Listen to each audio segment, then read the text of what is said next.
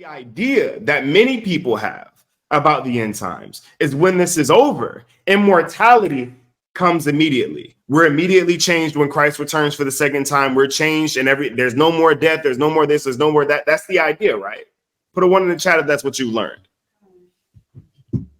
The second coming of Christ is the immediate transition to immortality. How many people were under that impression? Put a 1 in the chat if you're under that impression. Let's get Revelation chapter 20, verse 4. And I saw thrones, and they sat upon them, and judgment was given unto them. And judgment was given unto them. Who are these people that it's talking about?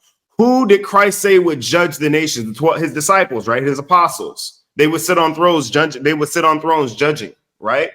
So this position of judgment belongs to the 144,000, right? This falls into the hands of the 144,000. And the 144,000 were numbered from the death of Christ forward. Right? Henceforth, the 144,000 would be sealed. Read.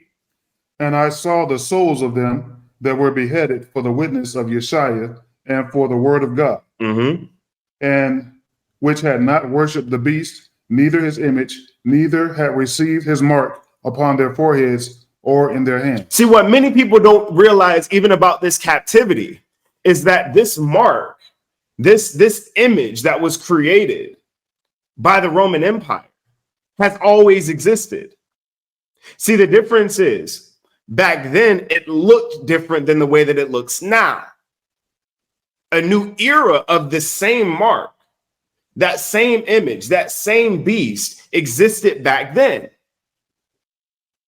If that wasn't the case, what were the apostles dying for? What were they dying resisting? Right?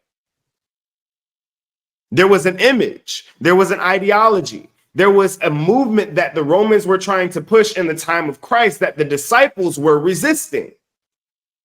That same beast exists today. Right? The fourth beast. Read. And they lived and reigned with Christ 1,000 years. And they lived and reigned with Christ 1,000 years. Verse 5. Verse 5. Verse 5.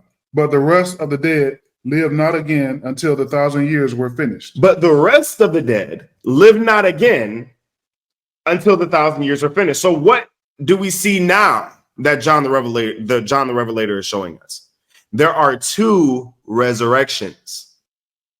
One for the 444,000 and the other for the rest of the dead. That means that the bosom of Abraham and torment are still filled. They have not been emptied yet.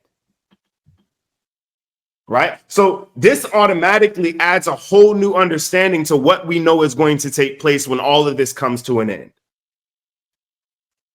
So the beginning of Christ's reign sees the resurrection of the 144,000 leaders and rulers who lived and reigned with Christ for the 1,000 years. They sit in a position of government under Christ.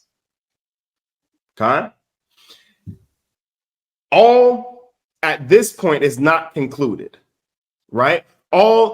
Keep in mind, all those who are not included in that number, that 144,000, will not be resurrected until the end of Christ's reign. So that means that all those who are dead now, your grandmother, your grandfather, those people, if your grandfather wasn't numbered amongst the 144,000, he will not return upon Christ's 1,000-year reign. He will remain in habitations until the 1,000 years is over. If he's in the bosom of Abraham, he'll be in the bosom of Abraham until Christ's reign is over. If he's in torments, he'll remain in torments until Christ's reign is over. Sheol or Hades has not been emptied, nor has it been closed. Keep that in mind. That means that souls can still go into it and souls can still exit. This is important. Keep that in mind. Let's get verse 6. Blessed and holy is he that hath part in the first resurrection. Blessed and holy is he that hath read that again. Read that again. Blessed and holy is he that hath part in the first resurrection. Why? Read. On such, the second death hath no power, Why? Read. but they shall be priests of God and of Christ. So the 144,000 have already been sealed. There is no second judgment for them. That means that the judgment that those who have died and are not sealed will be subject to, which is the second resurrection, right? After the 1,000 years, the 144,000 are not subject to. Why? Because they're sealed. They have been placed beyond doubt. That means that they're not subject to the second death. Those people who come back with Christ, 144,000 that return with Christ, they will not see this. They're not in danger of the second death.